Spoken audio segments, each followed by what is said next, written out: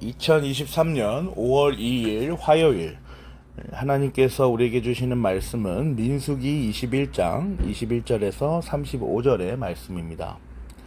오늘 본문은 이스라엘 백성이 아모리 왕 시혼을 진멸시키는 사건을 기록한 본문입니다. 이스라엘 백성들이 행진을 시작합니다.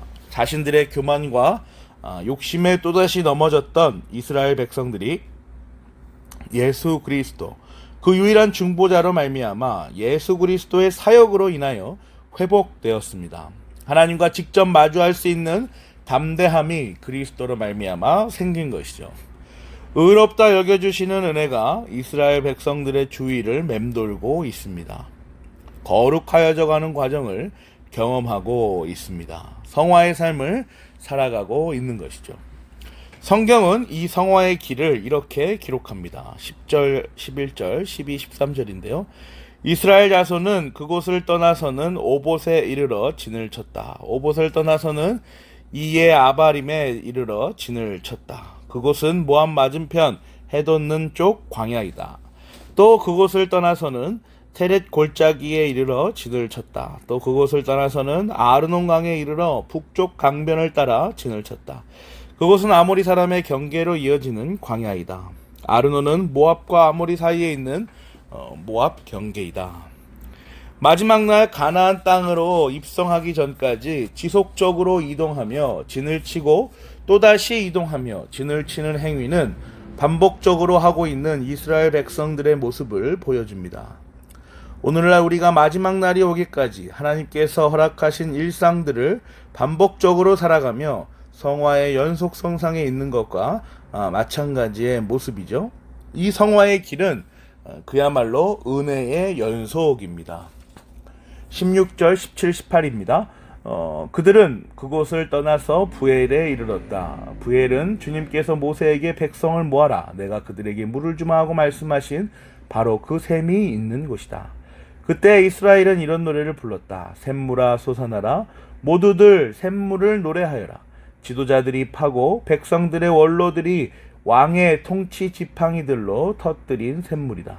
그들은 그 광야를 떠나 맞다나에 이르렀다. 성도로서 이 세상에 펼쳐진 하나님의 은혜와 사랑을 묵상하여 보면 성도는 곧바로 이 세상과 자신의 존재가 정말 하나님의 은혜의 샘물 속에서 자라나고 있구나라는 것을 알 수 있습니다. 그 끊이지 않는 은혜의 샘물로 이 세상과 자신이 엮여져서 하나님의 창조와 구원을 찬양하고 있다는 것을 묵상할 수 있는 것이죠. 이러한 은혜의 행진 앞에 이스라엘 백성들은 또다시 위기에 직면합니다. 22절, 23절, 오늘 우리가 살펴볼 본문이죠. 우리가 임금님의 땅을 지나가도록 허락하여 주십시오. 밭이나 포도원에는 들어가지 않겠습니다. 샘물도 마시지 않겠습니다. 이 임금님의 영토 경계를 다 지나갈 때까지 우리는 왕의 길만 따라가겠습니다. 그러나 시혼은 이스라엘이 자기 영토 지나가는 것을 허락하지 않았다. 오히려 그는 이스라엘을 맞아 싸우려고 군대를 모두 이끌고 광야로 나왔다. 그는 야하스에 이르러 이스라엘을 맞아 싸웠다. 아모리 왕 시혼은 앞서 에돔 왕이 했던 방식 그대로 이스라엘 백성들을 가로막아 섰습니다. 이 길을 사용할 수 없다라고 말하면서 말이죠.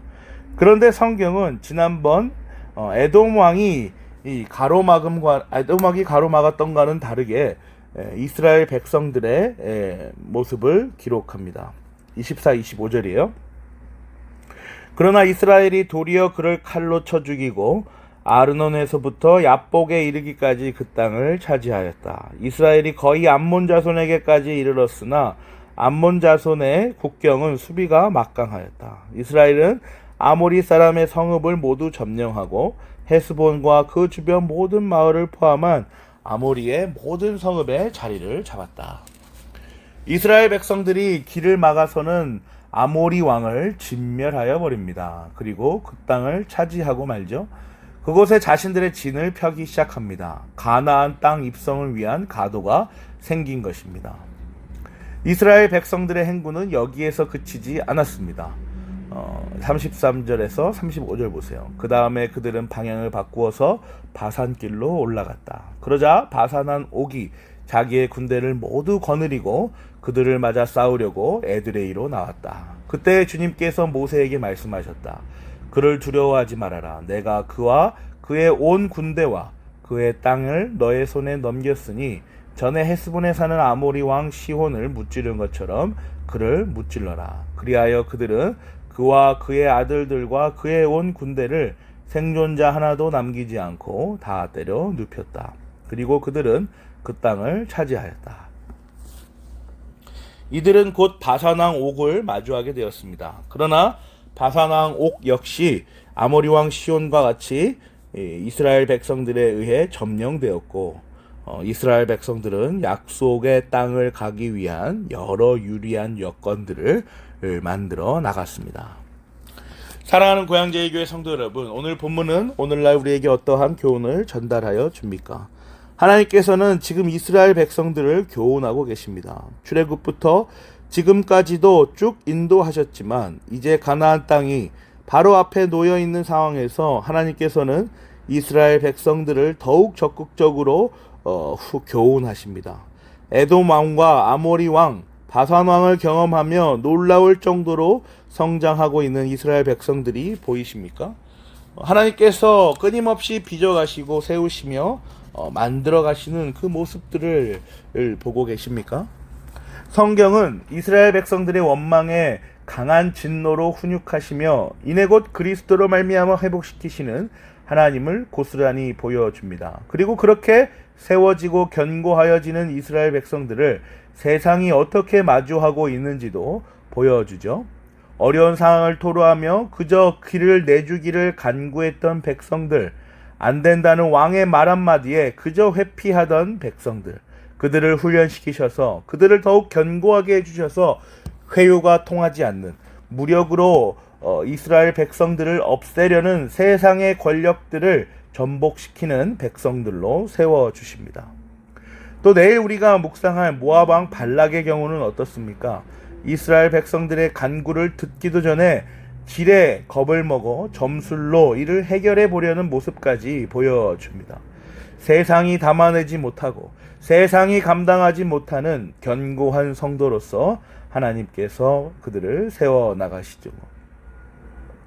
출애굽의 과정 내내 교훈하시는 내용처럼 우리가 묵상하고 있는 민수기 20장, 22장의 내용도 이러한 사실과 교훈이 적나라하게 드러나 있으며 하나님께서는 오늘날 현대를 살아가는 성도들에게도 동일한 교훈과 은혜를 보여주십니다.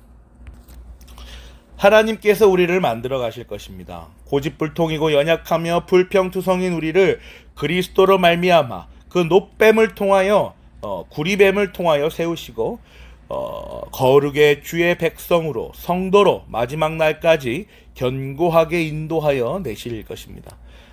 그 사실을 오늘 이스라엘 백성들의 행군으로부터 교훈받는 것이죠.